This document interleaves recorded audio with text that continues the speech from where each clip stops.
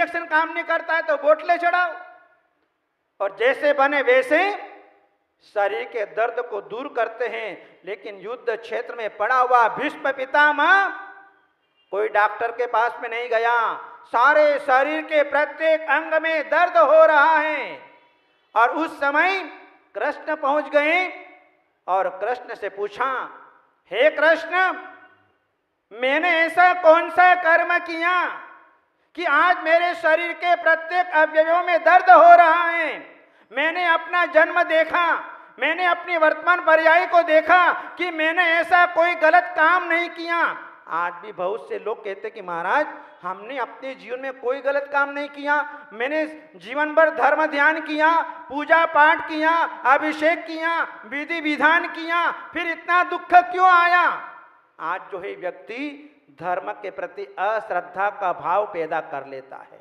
ध्यान रखना, वर्तमान में भले ही उस जीव ने कोई पाप कार्य नहीं किया, कोई गलत काम नहीं किया, लेकिन पूर्व में बंधे हुए जो पाप कर्म थे वो पाप कर्म आपका वर्तमान में उदय में आया। उस पाप कर्म के उदय ने आपके जीवन में नाना प्रकार के कष्टों को दिलाया, नाना प्रकार के रोगों को दिलाया, नाना प्रकार की आपत्तियों को दिलाया।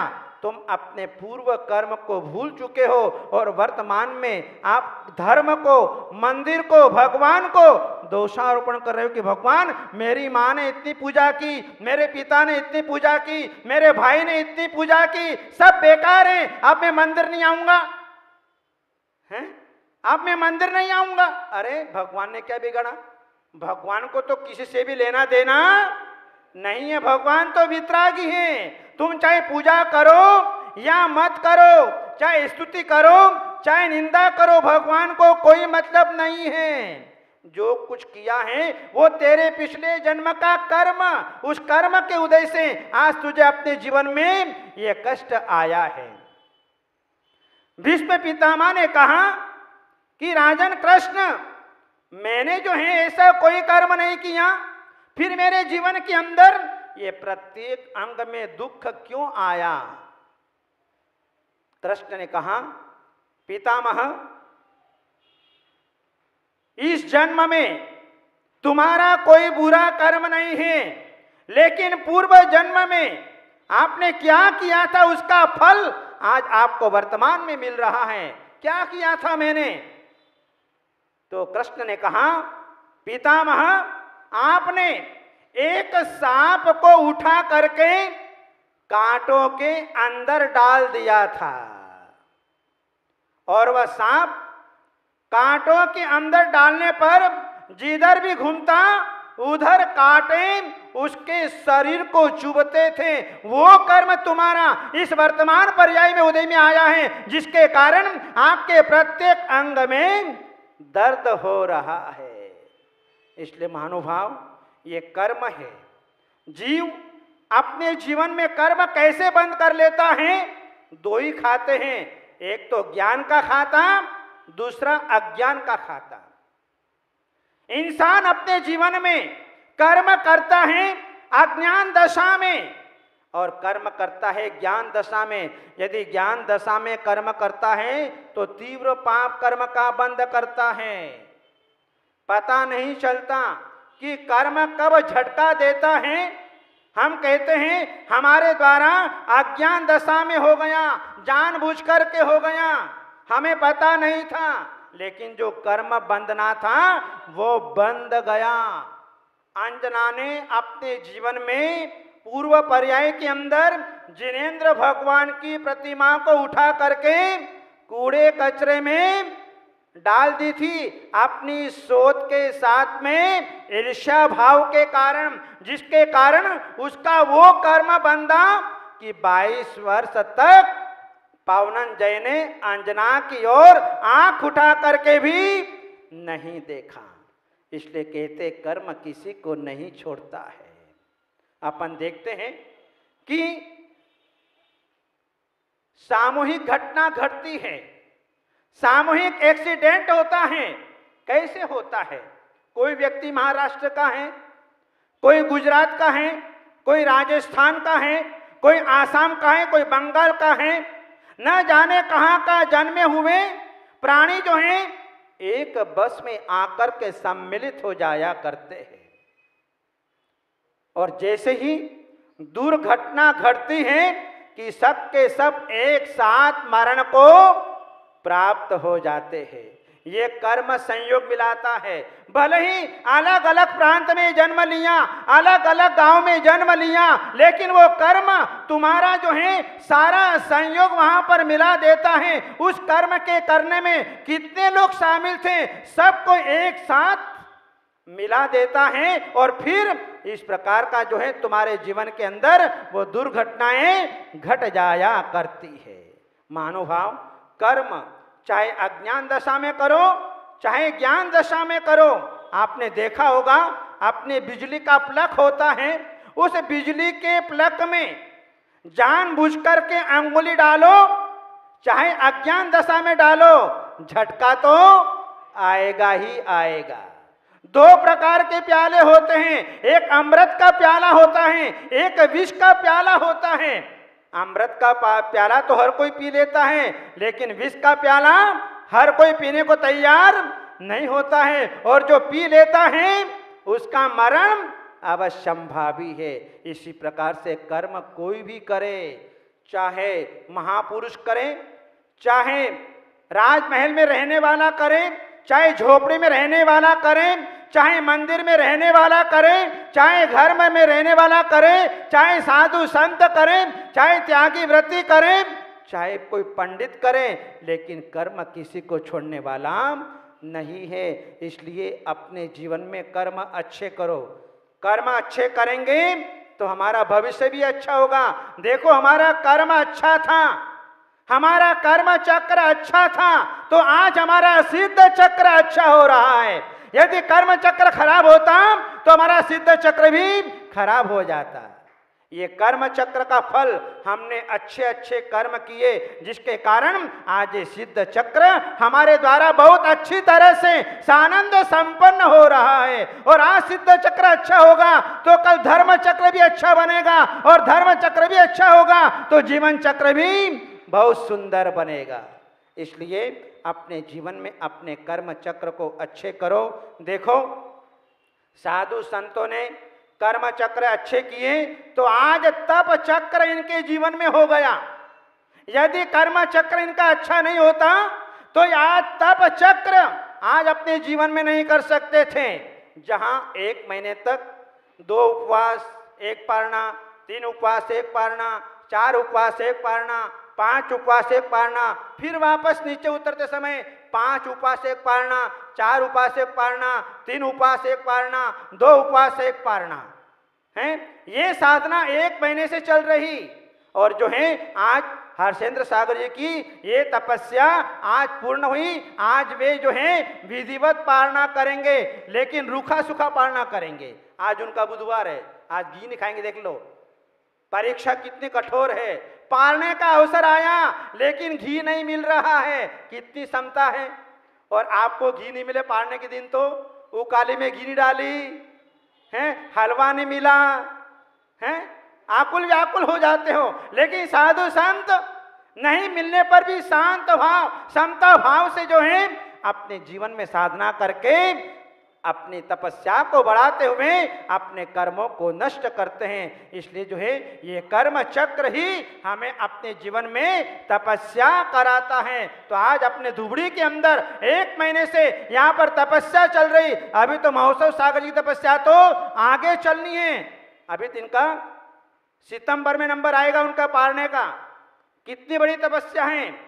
ऐसी तपस्या को देख करके अच्छे अच्छे लोग कायर हो जाया करते कि कैसी भयंकर गर्मी, प्रतिकूल वातावरण, ऐसी प्रतिकूल वातावरण में भी अपनी तपस्या को बनाए रखना ये सबसे बड़ा पुण्य है और उनका पुण्य है। और जहां महोत्सव सागर जी ने अपने जीवन काल में 2000 उपवास की साधना कर ली, 2000 उपवास की साधना कर ली, और दीक्षा लेने के बाद में तो 2 वर्ष हुए अभी तो, और कितनी तपस्या आपने जीवन के अंदर कर ली। ये कम पुण्य नहीं है, ये पूर्व जन्म में वर्तमान में जो है ऐसा पुण्य कर्मा इनका उदय में आया, जिसके कारण आज बड़े बड़े व्रतों की साधना अपने जीवन के अंदर कर रहे हैं। इनका कर्म चक्र अच्छा था तो आज तप चक्र अच्छा हो रहा है, और आज तप चक्र अच्छा हो रहा है तो कल जो है धर्म चक्र भी और भी अच्छा होगा, और वे भी अपने जीवन में सिद्ध दशा को प्राप्त करेंगे। इसलिए अपने जीवन में इन साधु संतों को देख करके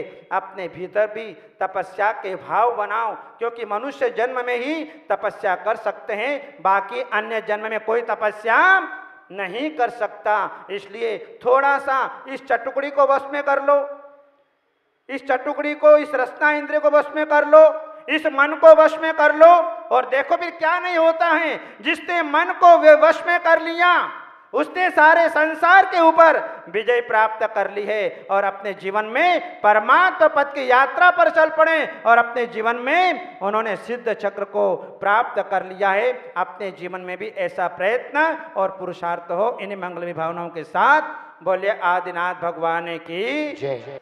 कर्म भूमि का प्रारंभ हुआ उस समय इस धरती पर पहली बार चांद सूरज दिखाई देने लगे। जैसे ही आकाश में चांद सूरज दिखाई देने लगे उस समय प्रजाजन घबराई, घबरा करके कुलकर महाराज के पास में गए और अपनी पीड़ा उनके सामने रखी। कुलकर ने अपने अवधि ज्ञान से कर्म भूमि की व्यवस्था को जान करके कि अब तक जो है ज्योतिरांग कल्प वृक्ष से हमें प्रकाश मिला करता था, लेकिन वे कल्प वृक्ष अब नष्ट हो रहे हैं और आकाश में अब चंद्रमा और सूर्य प्रकट होते हुए दिखाई दे रहे हैं। अब जो है हमें इनसे प्रकाश प्राप्त होगा। इसलिए कुलकर ने प्रजाजनों के लिए मार्गदर्शन दिया, और मार्गदर्शन देने के उपरांत वह दिन आज का दिन था, गुरु पूर्णिमा का दिन, आषाढ़ शुक्ला पूर्णिमा के दिन। और जो है आज से जो है प्रजाजनों को व्यवस्थित चांद और सूरज का प्रकाश उन्हें अपने जीवन में मिला करता था, और आज तक मिलता चला आ रहा है, और आगे तक जो है निरंतर मिलता रहेगा। महानुभाव, आज गुरु पूर्णिमा है। आप लोगों का परम सौभाग्य है, सालों साल बीतने के बाद में हमें अपने जीवन में गुरु पूर्णिमा के दिन अपने जीवन में गुरु का संयोग अपने जीवन में प्राप्त हो गया। गुरु मिलना बहुत मुश्किल होता है। गुरु का मतलब ही होता है, गु का अर्थ होता है गुण, रू का अर्थ होता है रूप। जिनके भीतर परमात्मा के गुण विद्यमान हैं और बाहर में परमात्मा का रूप जिनके पास में है, उसका नाम है गुरु। ऐसे गुरु हमें अपने जीवन के अंदर मिल जाया करते हैं, हमारे जीवन में कायाकल्प हो जाया करता है। भजन की पंक्तियां हैं, गुरु बिना कोई शिष्य नहीं बन पाता है। आज तक दुनिया के अंदर जितने भी शिष्य पैदा हुए हैं वे सब गुरु के द्वारा ही पैदा हुए हैं। गुरु के बिना कभी कोई शिष्य आज तक न बना है, और न पूर्व में कभी बना था, और न भविष्य में कोई बनेगा। शिष्य बनने के लिए गुरुओं की आवश्यकता होती है। आनंद की यात्रा गुरु के महामिलन से हुआ करती है।